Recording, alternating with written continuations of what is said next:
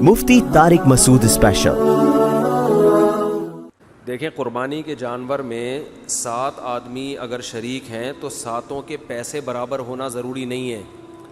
بعض دفعہ گھر کا کوئی فرد بچھڑا لے کر آتا ہے، چھوٹے بھائی کا حصہ بھی ڈال دیا، درمیانے والے کا بھی ڈال دیا، ایک ہمشیرہ کا حصہ ڈال دیا، اس میں کسی نے پورے پیسے دیے، کسی نے آدھے دیے، کسی نے کوئی بیٹھ کے پیڑے کھانے والے بھی گھر میں ہوتے ہیں، وہ فری پھوکڑ میں حصہ اس کے نام ہو گیا، تو سب جائز ہے۔ یہ ضروری ہے کہ جس کا حصہ ہے اس سے ایک دفعہ پرمیشن لے لیں، کیونکہ قربانی عبادت ہے، عبادت میں نیت ضروری ہے۔ جب اس کو اطلاع ہی نہیں ہے تو اس کی طرف سے حصہ پھر ہوگا نہیں۔ اطلاع دیں گے، بتا دیں گے تو بس یہ اس کا مطلب وہ راضی ہے۔ اس پہ منع کرنا ہوتا تو منہ سے کہہ دیتا کہ نہیں میرا حصہ نہ ڈالو۔ تو اتنا کافی ہے، سب کی طرف سے برابر پیسے شامل ہونا ضروری نہیں ہے۔ اور جو 7 حصے آپ ڈالیں گے سارے عاقل بالغ ہونے چاہیے، ٹھیک ہے۔ مرحومین کی طرف سے بھی قربانی جائز ہے۔ مرحومین کی طرف سے جو قربانی ہوتی ہے وہ ہوتی آپ کی طرف سے ہی ہے، لیکن اس کا ثواب مرحوم کو ملتا ہے، وہ ہوتی آپ ہی کی طرف سے ہے۔ اس لیے آپ اس گوشت کے مالک ہیں، کھائیں، صدقہ کریں، آپ کی مرضی ہے، کیونکہ مرحوم وہ کسی عمل کا مکلف نہیں ہے۔ اس کا تو بیچارے عمل کا دروازہ بند ہوا تبھی تو مرحوم ہوا نا وہ۔ اگر وہ ابھی قربانی کر سکتا ہوتا تو مرحوم کیوں ہوتا پھر وہ؟ اور ہم بھی تھوڑے دنوں میں ہم سب نے مرحوم ہونا ہے کچھ وقت کے بعد جا کے۔ تو جو مرحوم کی طرف سے قربانی ہوتی ہے وہ ہوتی آپ ہی کی طرف سے، ثواب کس کو ملتا ہے؟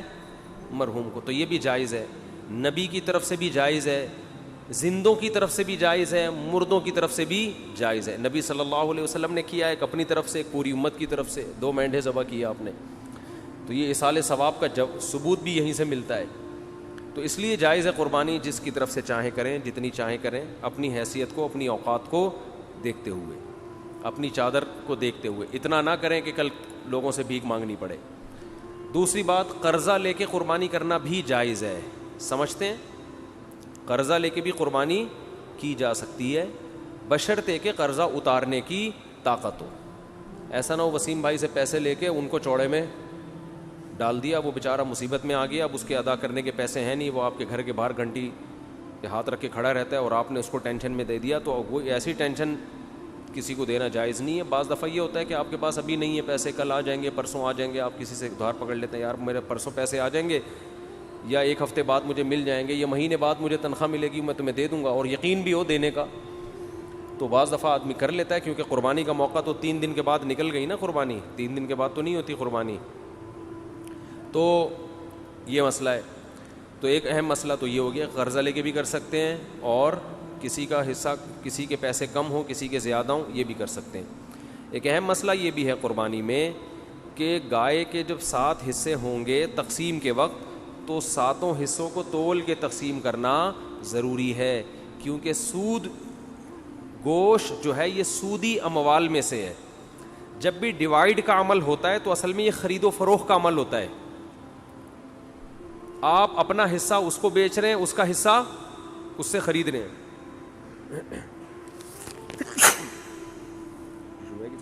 پھر یہ دھونا پڑے گا۔ تو آپ اپنا حصہ کسی کو بیچتے ہیں، اس کا حصہ اس سے خریدتے ہیں، تو یہ تقسیم کا عمل جو ہے نا، اصل میں یہ خرید و فروخت کا عمل ہوتا ہے۔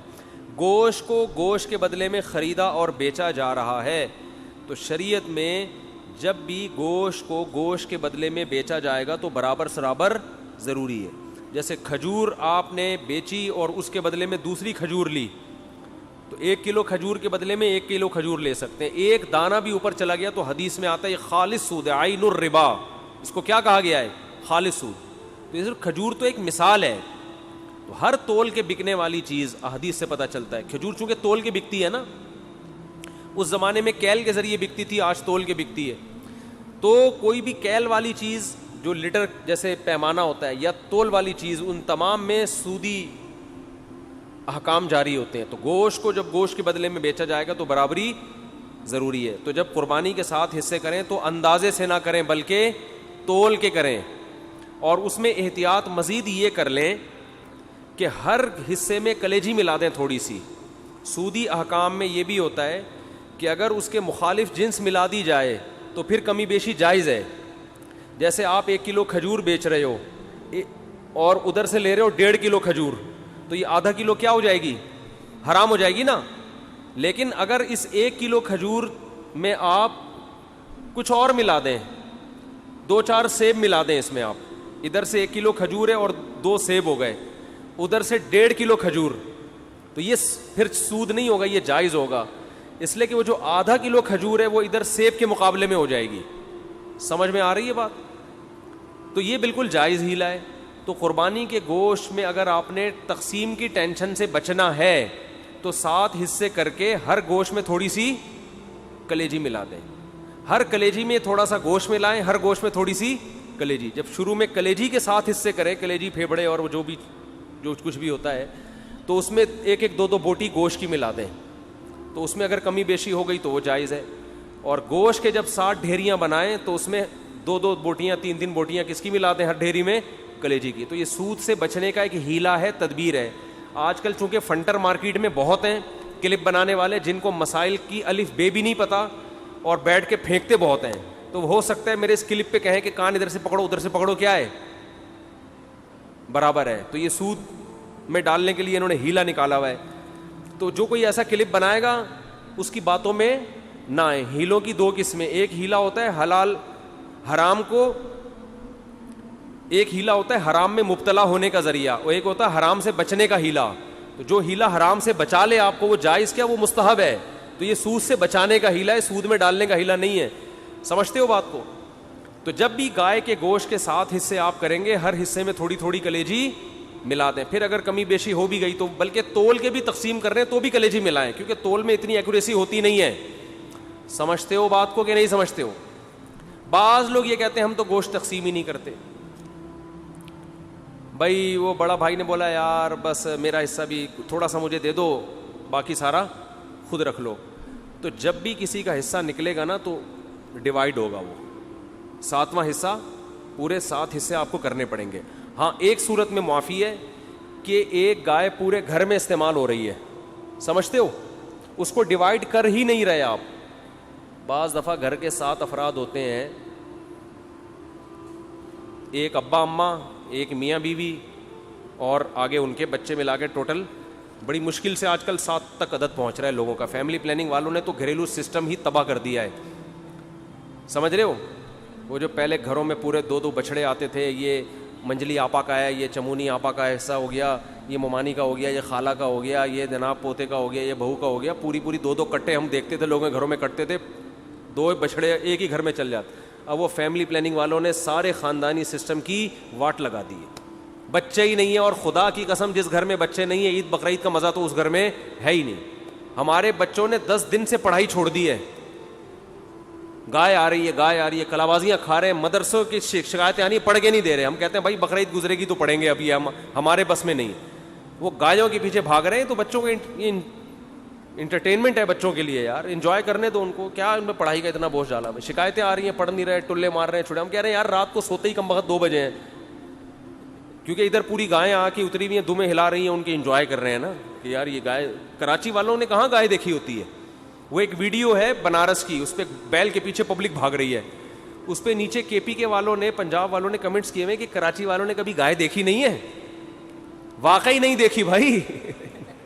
گائیں تو کھیتوں میں ہوتی ہیں یار, بکریاں شہروں میں تھوڑی ہوتی ہیں. تو ہمیں تو یہی تو سیزن ہے ہمارا گائے بچڑے دیکھنے کا, اور ایسا بچڑا مارکیٹ میں آ رہا ہے, طبیعت خوش ہو جاتی ہے دیکھ کے. دیکھو ہر گلی میں رونق ہے نا, ہر گھر کے آگے بچڑے بندے ہوئے ہیں, اتنے اونچے اونچے لمبے لمبے خوبصورت, دیکھ کے طبیعت, یہ رونق ہے اللہ کی طرف سے. تو یہی تو بقرعید کا مزہ ہے, یہی تو تہوار ہے. دیکھو اسلام کے علاوہ جتنے تہوار ہیں نا آرٹیفیشل ہیں, مصنوعی خوشی ہے, اوریجنل نہیں ہے. ہندو جو ہولی مناتا ہے, کس بات کی ہولی ہے, کیا ہے, کہہ رہے پتہ نہیں کس بات کی خوشی ہے, مجھے خود بھی ابھی تک پتہ نہیں ہے. بس خوشی مناؤ, انجوائے کرنے کی کوشش کرو. عیسائی کرسمس مناتے ہیں 25 دسمبر کو, کس بات کی خوشی, عیسیٰ علیہ السلام پیدا ہوئے تھے. تو آج تھوڑی پیدا ہوئے ہیں, وہ تو پیدا ہوئے ہوئے ان کو 2100 سال گزر چکے ہیں بھائی. یہ جو سالگرہ کی خوشی ہے مصنوعی خوشی ہے. پیدا تو اس وقت ہوا تھا نا جب بچہ پیدا ہوا تھا, اس وقت انسان خوش ہوتا ہے. ابھی 1 سال کے بعد کیا کروں میں, ہو گیا تو آج کا دن پیدا ہوا, تو آج کا دن یہ 2021 ہے آج, اور پیدا ہوا تھا 90 میں پیدا ہوا تھا یہ. تو یہ خوشی ہوتی نہیں ہے, خام خواہ کی منائی جاتی ہے. اور شادی پہ بھی لوگ 1 سال کے بعد کیک کاٹ رہے ہوتے ہیں, حالانکہ مجھے پتا ہے اس دن تو ان کو افسوس ہوتا ہے. ایک سردار جی بیٹھے ہوئے فلم دیکھ رہے ہیں اور رو رہے ہیں, روئے جا رہے ہیں. کسی نے کہا کوئی رونے کا سین ہوگا, سردار جی سے پوچھا کون سی فلم دیکھ رہے ہو؟ کہہ رہے اپنی شادی کی ویڈیو دیکھ رہا ہوں بھائی, میں شادی کی ویڈیو دیکھ رہا ہوں. تو اسلام کی جو 2 عیدیں ہیں نا, وہ حقیقت میں کیا ہیں؟ خوشی کے دن ہیں. پہلی عید کیا ہے؟ رمضان کے روزے ختم. کتنا عجیب لطف محسوس ہوتا ہے یار, کھانے پینے کی کیا مل گئی؟ چھٹی. 1 مہینہ نہ کھا سکتے تھے نہ پی سکتے تھے. رمضان کی تراویح ہے, اتنی لمبی لمبی نمازیں, اور سارا پھر اعتکاف والوں کا 10 دن اپنے آپ کو باؤنڈ کر کے مسجد میں بیٹھ جانا, بار بار دیکھنا چاند کب نظر آئے گا, ٹھیک ہے نا. اور 1 مہینے ناشتہ بھی گیا, نسوار بھی گئی, پان بھی گیا, گٹکا بھی گیا, سگریٹ بھی گئی, اور صبح کا ناشتہ بھی گول, دوپہر کا لنچ بھی گول, شام کی چائے بھی گول, سارا اسکیجول آؤٹ ہو جاتا ہے. اور 1 مہینے بعد کیسا پتلا ہونا شروع ہو جاتا ہے, کمزور ہونا شروع ہوتا ہے. ایک دم چھٹی مل جاتی ہے, چاند نظر آ گیا, اور کل کیا ہے؟ کل روزہ نہیں ہے. نیچرل خوشی ہے, کھا رہے ہیں اس دن اتنا اچھا لگتا ہے, کھانے میں مزہ آتا ہے. تو روحانی خوشی بھی ہوتی ہے, جسمانی بھی. روحانی یہ ہوتی ہے کہ خدا نے ہم سے بڑی عبادت کروا لی, ہمارے رب نے اتنی بڑی. عام دنوں میں 1 روزہ رکھنا کتنا مشکل کام ہے یار, کتنا مشکل کام ہے. سوچتا رہتا ہے آدمی, کیونکہ سب کھا رہے ہوں گے, آپ کا روزہ ہے. اللہ رمضان میں ہمت دے کے پورے مہینہ کنٹینیو روزے رکھواتا ہے, پورے مہینے تراویح پڑھوا لیتا ہے. مرے سے مرا آدمی بھی زیادہ کچھ نہ کچھ عبادت کر ہی لیتا ہے رمضان میں. تو یہ خوشی ہوتی ہے یار, ہم سے اللہ نے گن پوائنٹ پہ عبادت کروا لی ہے, چلو ہم نہیں بھی چاہتے تھے, کام کروا لیا. اس کی خوشی ہوتی ہے, روحانی خوشی ہے. اور ایک جسمانی خوشی کے کھانے پینے کی چھٹی. 1 مہینہ ڈائٹنگ کے بعد کسی مریض کو جب اجازت ملتی ہے نا, پھوڑ سکتے ہو, تو آپ دیکھو اس کی خوشی کا عالم کیا ہوگا. اور ہماری 1 مہینہ ڈائٹنگ عام ڈائٹنگ نہیں ہے. مریض کو تو بہت ساری چیزیں کھانے کی اجازت ہوتی ہے, 2-4 چیزیں ڈاکٹر رکوا دیتا ہے, اور ہمیں نہ پینے کی اجازت اور نہ کھانے کی اجازت. اور 1 مہینہ یہ اسکیجول چلتا ہے, روٹین چلتی ہے, اس کے بعد چھٹی ملتی ہے, تو مزہ نہیں آئے گا کیا؟ پھر بھی کسی کو مزہ نہ آئے تو وہ پاگل آدمی ہے. وہ کیا ہے؟ وہ پاگل ہے. دوسرا, بقرعید میں, بقرعید کی بھی خوشی یہ اوریجنل خوشی ہے. کئی دنوں سے قربانی کی باتیں شروع, جانور لانا شروع, ان کی سیوا ہو رہی ہے, ان کو کھلا رہے ہیں. یہ نیچرل ہے. جس آدمی کو جانوروں سے محبت نہیں ہے وہ اپنی فطرت اور نیچر پہ نہیں ہے, وہ آرٹیفیشل مصنوعی زندگی میں ہے. سمجھتے ہو؟ یہ مصنوعی زندگی. آپ کو پتہ ہے ماہر نفسیات کہتے ہیں کہ جانور پالنے والے لوگوں میں نفسیاتی بیماریوں میں مبتلا ہونے کا اندیشہ کم ہوتا ہے. سمجھتے؟ اور کتے پالنا نہ شروع کر دو. کتے پالنا اسلام میں جائز نہیں ہے, حرام جانور ہے, اس میں روحانیت نہیں ہے. یہ جو حلال جانور ہے نا, جس میں اللہ نے برکت رکھی ہے, ان کے دودھ میں, ان کی قرآن کیا کہتا ہے, وَمِنْ أَصْوَافِهَا وَأَوْبَارِهَا وَأَشْعَارِهَا, ان کے اون میں, ان کے صوف میں, ان کے بالوں میں, ان کی کھالوں میں تمہارے فائدے ہیں, ان کے دودھ میں, ہر چیز ان کی استعمال ہوتی ہے. تو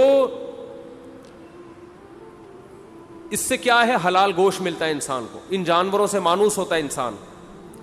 تو کتنے دنوں سے پالنا شروع کر دیتے ہیں. بچوں کی خوشیاں دیکھو, ناچتے پھر رہے ہیں گلیوں میں, کلابازیاں کھا رہے ہیں, ہماری گائے کب آ رہی ہے, ہمارا دمبا کب آ رہا ہے. اپنا دمبا نہیں ہوتا, دوسرے کے دمبے سے دل بہلانا شروع کر دیتے ہیں. اور پھر جب گائے جانور ذبح ہوتا ہے, کتنا گوشت کھانے کو ملتا ہے, یہ تازہ گوشت ہے. تو اس میں روحانی خوشی کیا کہ اللہ نے ہم سے ابراہیم علیہ السلام کی سنت کو زندہ کروا لیا. ہمیں ہر بال کے بدلے میں اللہ نے ایک نیکی دے دی. یہ کون سی خوشی ہے؟ روحانی خوشی. یہ بھی خوشی ہے. مسلمان اس پہ بھی خوش ہوتا ہے, یار اللہ نے اتنا ثواب کا کام کروا لیا ہم سے.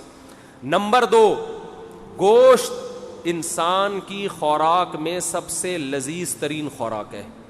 وہ اتنی وافر مقدار میں مسلمان کو بقرعید میں ملتا ہے کہ اتنی وافر مقدار میں عام طور پہ پورا سال نہیں ملتا. اور اتنا تازہ, اتنا فریش میٹ, اتنا بہترین. اور اس میں کمال کی بات یہ کہ اس گوشت کی نسبت کس کی طرف ہے؟ اللہ کھلا رہا ہے. ہٹو بچوں, اللہ تو دال بھی کھلائے, دیکھو پورے سال بھی اللہ ہی کھلاتا ہے. نسبت اپنی طرف نہیں کرتا کہ یہ میری طرف سے الگ سے دعوت ہے, یہ میری طرف سے الگ سے کیا ہے؟ ضیافت ہے. اس لیے کہ یہ تو اللہ نے رزق تو سب کو دینا ہے. لیکن بقرعید میں اللہ نے روزے رکھنے کو حرام کر دیا.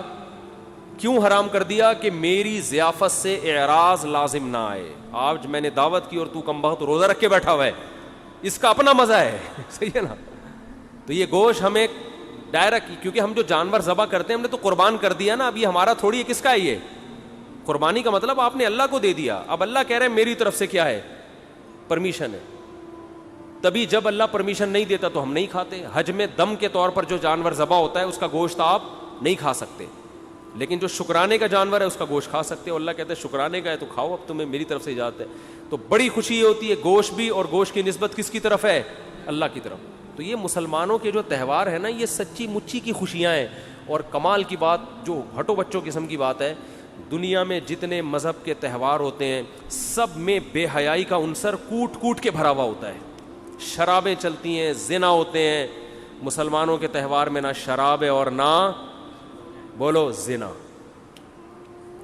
بلکہ عبادت سے شروع ہوتے ہیں. عید صبح شروع ہوتی ہے کس سے؟ نماز سے. نماز سے شروع ہوتی ہے.